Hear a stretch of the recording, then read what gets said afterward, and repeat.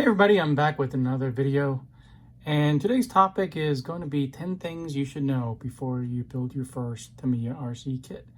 And this is something I come to discover after building 6 Tamiya kits in the last few months.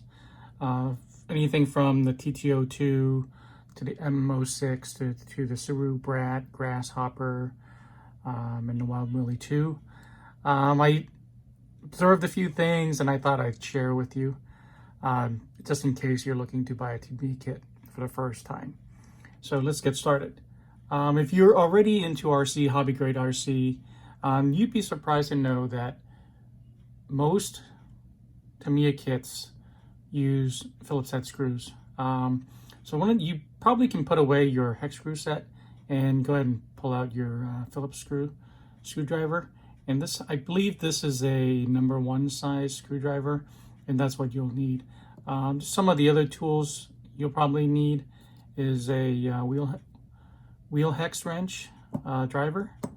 You might need an X-Acto knife. Some of the decal sheets are uncut, and you would need to cut those yourself, which is unfortunate.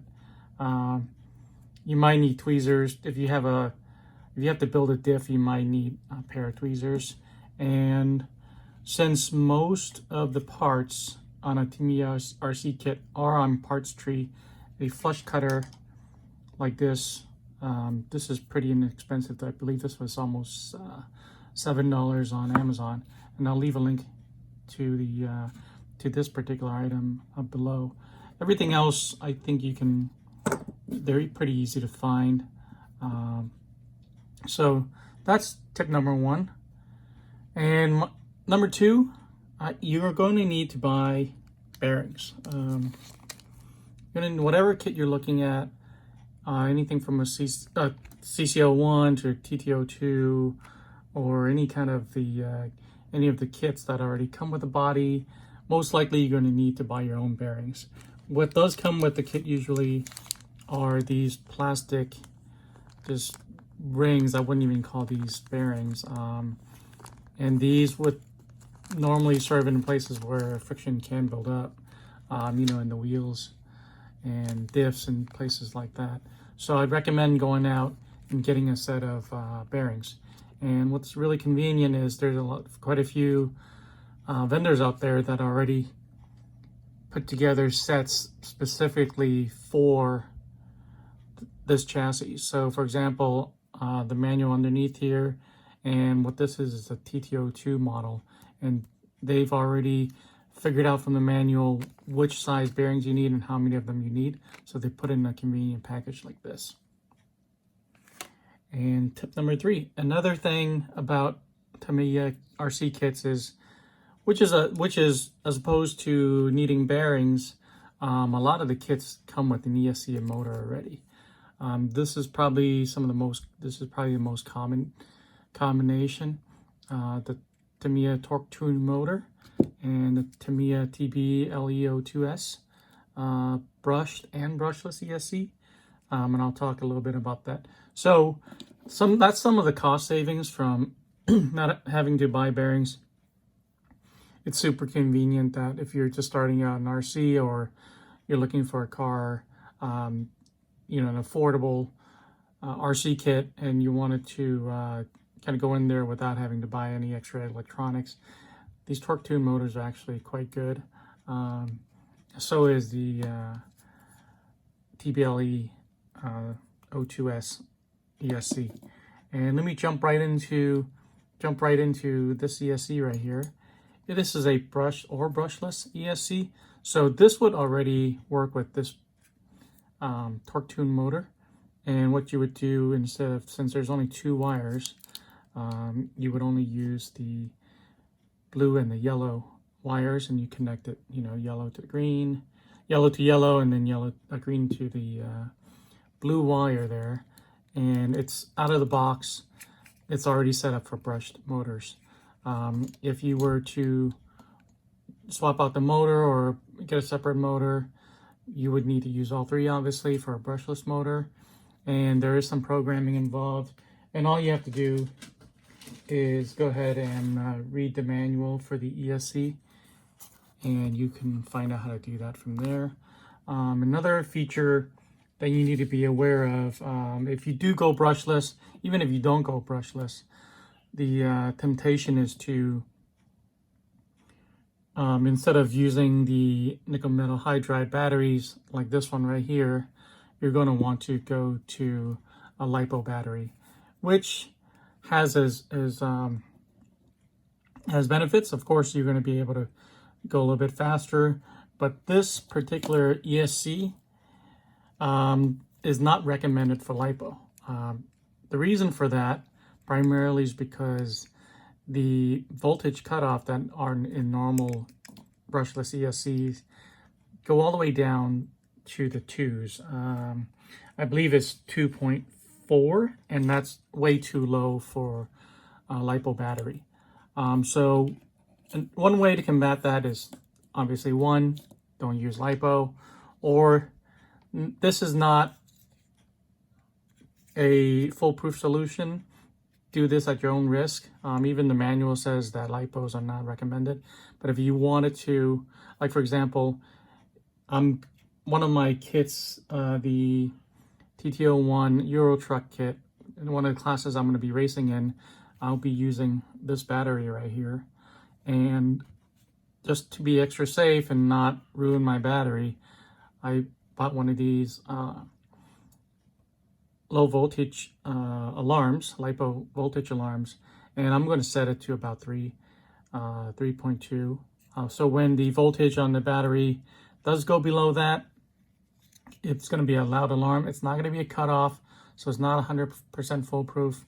Use this, use this at your own risk. But this will warn me that the voltage is getting too low for my battery, and I'm going to need to stop.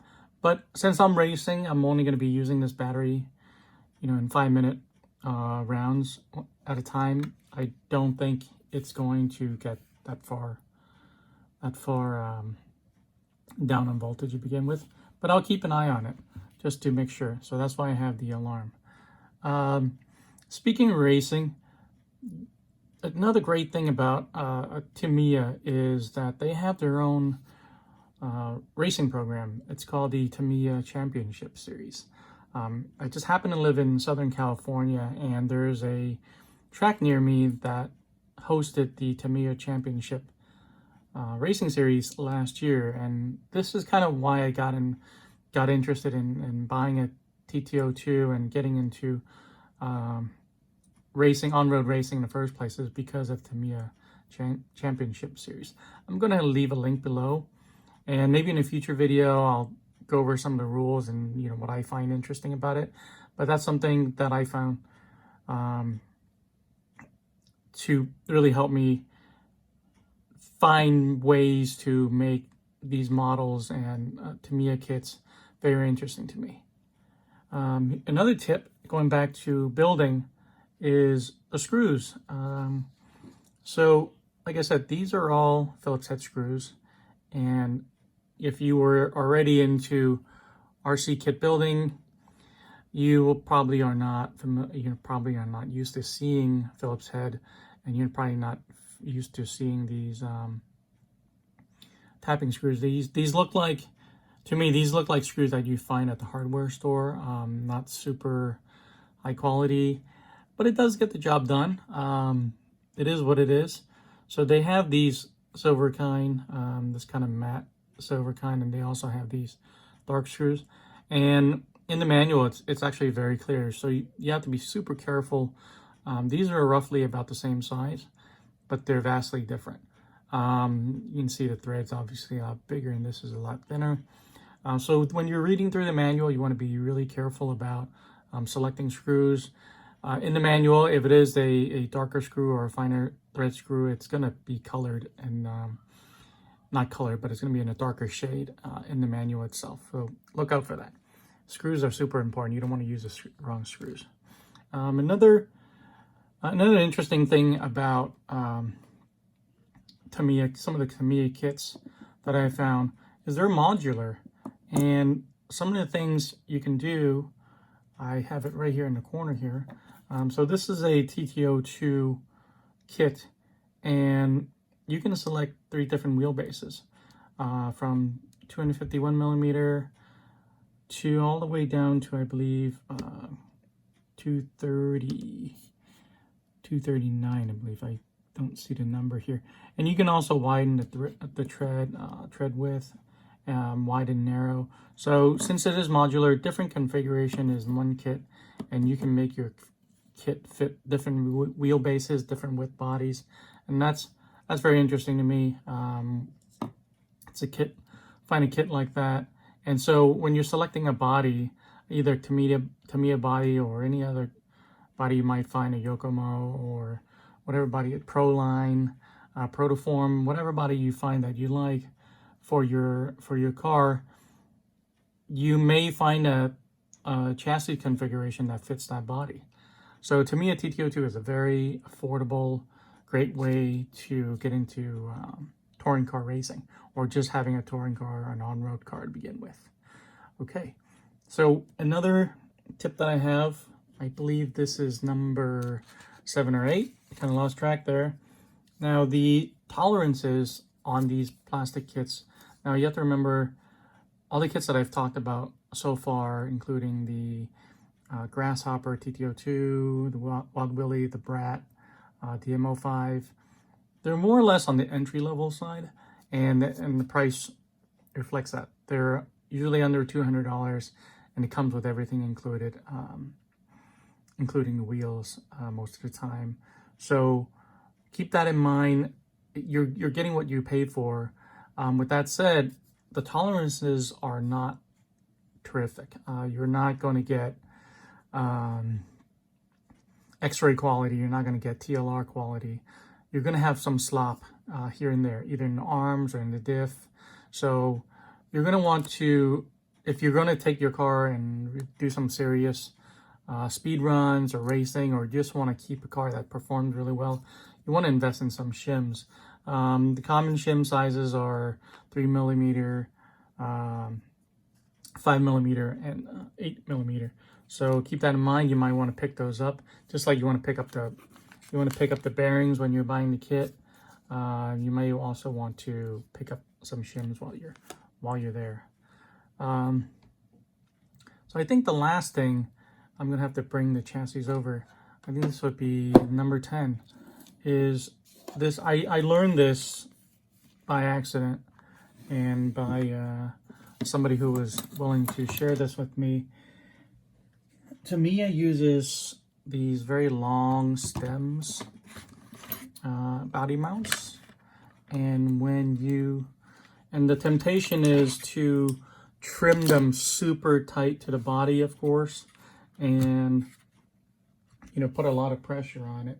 So one of the suggestions that I have, one of the tips I was told early on, was not to trim these body posts too close, and also don't pin it too close to the body. Let's see if I can get a shot here.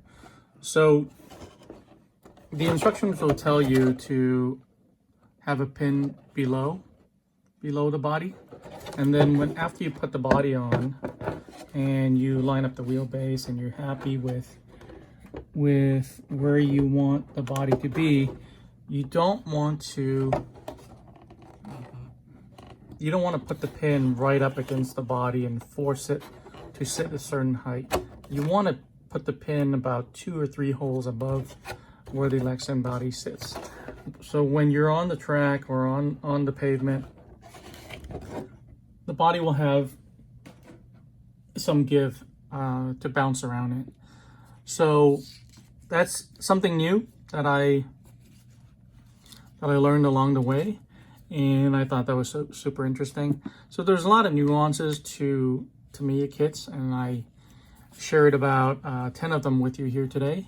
I hope you found that interesting. I hope it helps you, and hope you pick up a Tamiya kit soon. Please leave a comment below, see any other tips you might have, any questions you might have. Or tell me what kit you've recently built and what experience did you have. Thanks for watching. Please like and subscribe, and see you in the next one.